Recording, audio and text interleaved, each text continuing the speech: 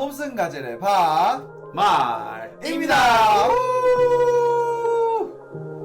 네, 지난 시간에 이어 이번 영상에서는 스마트 스토어를 운영하면서 겪는 질문들에 대해서 이야기를 해보도록 하겠습니다.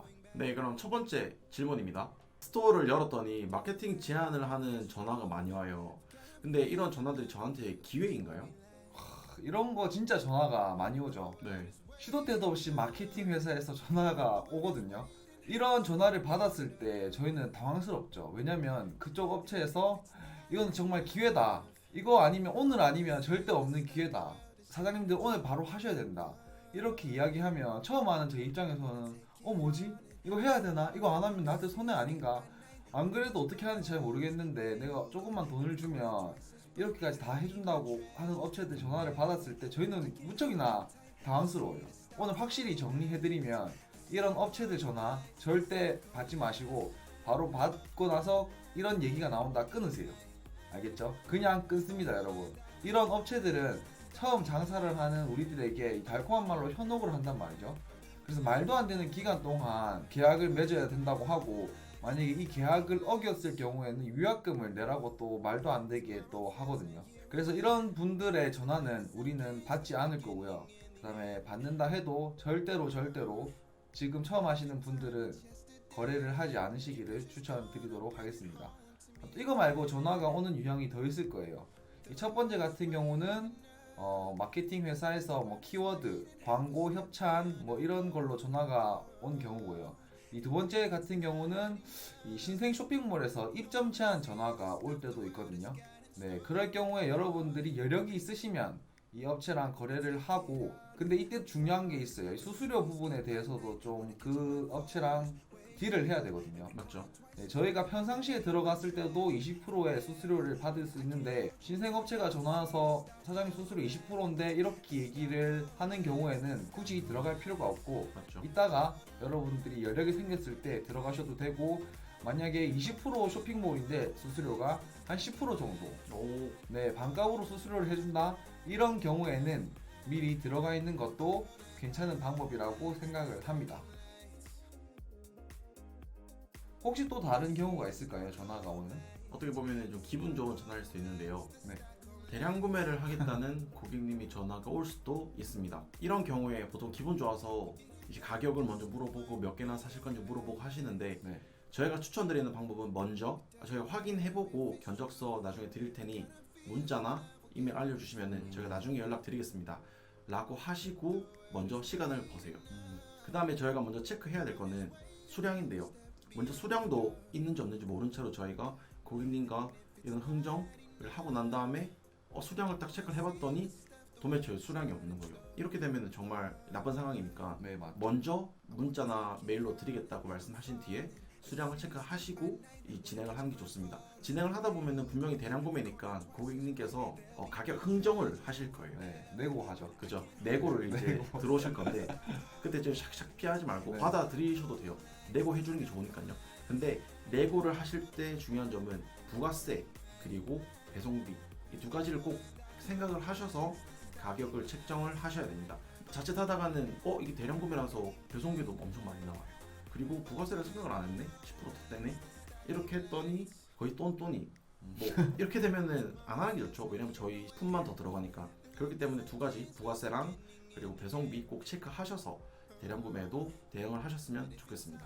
그리고 이런 같은 경우에는 개인과 개인이 어떻게 보면 거래가 되잖아요. 네. 그렇기 때문에 저희가 그 약속을 지킬 수 있을 만한 기한을 정해야 된다고 여러분께 말씀드리고 싶어요. 만약에 4일쯤 걸릴 것 같은데 내일 바로 돼요, 이렇게 했을 때 그 반대쪽 사장님도 되게 기분이 상할 거고, 자칫 이게 큰 고객이 될 수 있는 상황인데 이런 신뢰를 깨버림으로써 나중에 미래가 조금 어두워진다면 이런 거는 좋지 않다고 보기 때문에 이 배송비랑 그리고 부가세, 그 다음에 여러분들이 지킬 수 있는 기한을 정해가지고 확실하게 거래를 이행해 주시는 게 지금 좋을 것 같습니다. 또 다른 질문 있을까요? 저 상품을 올려서 물건을 보면은 마진이 너무 적을 때가 있거든요. 마진도 이 처음 하시는 분들은 되게 아직 미숙해가지고 이 마진 진짜 남는 건지 안 남는 건지, 이것도 마진 어떻게 넓혀야 되는지 되게 고민을 많이 하시는 분들이 계실 거예요. 저희도 그랬고, 저희가 어떻게 마진을 파내려갔는지 이야기해드리면 저희 첫 번째 인터넷에서 도매업체 찾았죠. 네. 저희가 이제 수량을 파는 물량을 계산해 보니까 이거는 인터넷에서 이렇게 하는 것보다 저희가 직접 가져와서 사는 게 좀 더 괜찮을 것 같네 라는 판단이 섰었어요. 그래서 이 대량으로 조금 사입을 했고요. 근데 알고 보니까 이게 중국에 또 있는 것 같았어요.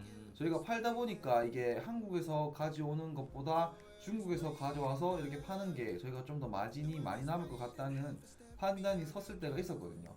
그때 이제 1688이라는 사이트를 통해서 이제 대량으로 사입을 해서 마진의 폭을 넓혔는데, 처음에는 무조건 인터넷으로 하시고 여러분들의 판매량을 체크를 하신 다음에 이 판매량이 정해졌을 때 마진을 파내려고 하는 것을 추천을 드려요.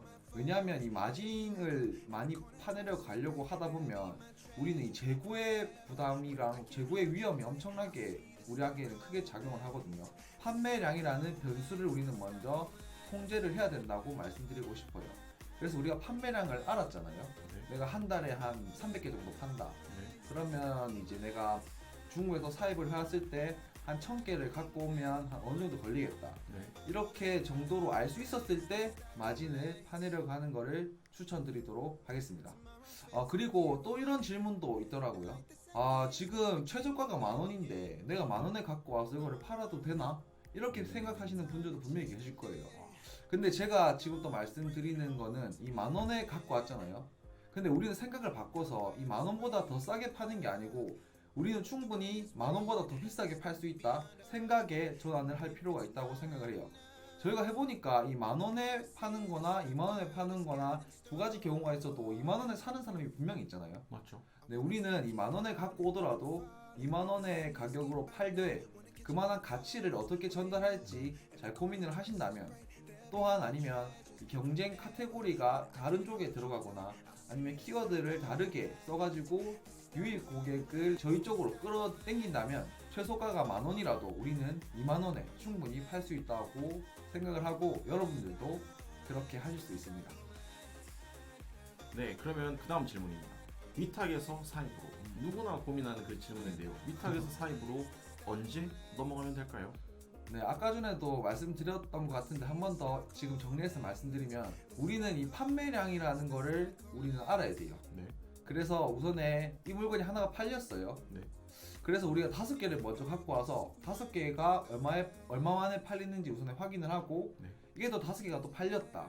그러면 이제 10개를 사입을 하고 10개가 얼마 만에 팔리는지 확인을 하고, 이렇게 점차 늘어가서 판매량이 통제가 됐을 때, 판매량 데이터가 우리한테 충분히 확보가 됐을 때 사입하는 거를 저희가 추천드리고 있어요. 네, 그 다음 질문입니다. 저희가 대표 이미지를 만들 때나 상세 페이지를 만들 때 보통 주는 이미지를 자주 쓰잖아요. 업체에서 쓰지 말라는 이미지가 있어요. 도용 금지. 네. 이렇게 돼 있는 것은 저희가 써도 되나요? 절대 쓰시면 안 됩니다. 오. 왜냐면 이것도 네이버에서 엄격히 관리하고 있는 규정이거든요. 네. 그래서 만약에 도매처에서 여러분들이 그 무단으로 사진을 도용한 거를 보고 네이버에 신고만 하면 네이버에서 그 상품을 금지시킬 수도 있고, 네. 심하면 그냥 여러분의 몰을 그냥 폐지시킬 수도 있거든요. 저작권 때문에. 네네. 그래서 이런 도매 업체들은 뭐 고소, 고발 이런 거 안 하고 그냥 네이버에 바로 이야기합니다. 그래서 네이버가 그거를 확인을 하고 여러분들이 도용했다는 사실이 밝혀지면 그냥 바로 이제 상품을 금지시키거든요. 네, 그렇기 때문에 여러분들은 이 도매처가 쓰지 말라는 상품을 내가 걸리겠어 설마? 이런 마음으로 쓰시면 절대 안 되고요. 네. 이것뿐만 아니고 만약에 사입을 하실 때 관부가세 이거를 안 내려고 개인 통관으로 갖고 온다든지, 브랜드 네임 있잖아요, 키워드에 이런 거를 한 번, 두 번 써도 되는 건 줄 알고 썼다가 안 들키네 계속 쓴다 뭐 이런 생각으로 하시는 분들도 계시거든요. 네. 이런 거 절대 안 하시는 거를 추천드리는데, 만약에 이렇게 계속 쌓이다 보면 어느 순간 저는 이제 안 좋은 영향이 한꺼번에 온다고 생각을 하기 때문에 우리는 이제 상품 하나 올릴 때 조금 신경을 써가지고 잘 넘어갔으면 좋을 것 같습니다. 그리고 만약에 진짜 그 사진을 쓰고 싶잖아요. 네. 도매처에서 쓰지 말라 했는데, 그럼 이제 도매처한테 이제 전화를 해가지고 내가 써야 되는 그 타당한 이유가 있고 그 도매업체를 설득을 시킬 수 있다면 도매업체랑 이렇게 내부를 해가지고 여러분들의 그 상세 페이지나 사진을 받아오시는 것도 괜찮은 방법일 것 같은데, 네, 이거는 저희도 안 해봤기 때문에 네, 한번 해보시고 알려주시면 감사할 것 같습니다. 마지막 향후 계획입니다. 오. 저희 톰슨 가젤의 향후 계획은 어떻게 되죠?